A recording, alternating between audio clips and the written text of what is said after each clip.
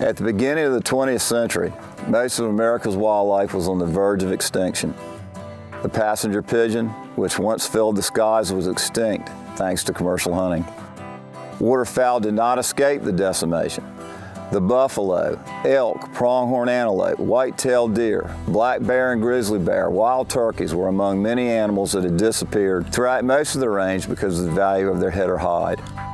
In 1916, Virginia sportsmen took action and asked the legislature to form what is today known as the Department of Game and Inland Fisheries. All decisions were to be based on sound science. Every state funded by sportsmen took similar action. VDGIF was funded by the license money of Virginia sportsmen, later assisted by federal funds derived from excise taxes on sportsmen's firearms, ammunition, and later on fishing tackle. The North American model of wildlife conservation's basic premise is wildlife is public property held in trust for the benefit of all people. Further, the model maintains that rich and poor alike should be able to participate in hunting. Regulated hunting is the preferred method of managing wildlife population. Currently, the model of hunt club procurement of hunting land, which is prevalent in much of Virginia, supports these concepts. Specifically, allowing groups of hunters to pool their financial resources to obtain access to land on which to hunt has proven to be an affordable option for many. The hunt clubs, whether formally organized or groups of neighbors loosely organized, are a recognized part of the rural community, whether or not the club hunts with dogs. The clubs teach young people and new members the local hunting traditions, enforces laws and ethics among their members.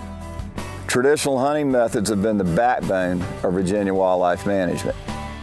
In contrast, the concept of commercial big game hunting as practiced in other states tends limited access for the average middle and lower income hunter in favor of the wealthy few. Commercial fees in nearby states range from several $1,000s for a 3-day hunt to $15,000 for a single guaranteed trophy animal. Emphasis thus shifts to the few quote-unquote trophy animals rather than taking far more representative animals. The increased cost to middle-class hunters drives them away from hunting. The traditional middle-class hunter simply cannot afford $3,000 for a weekend of hunting. Thus, as license purchases fall, so does the revenue to support the wildlife agencies.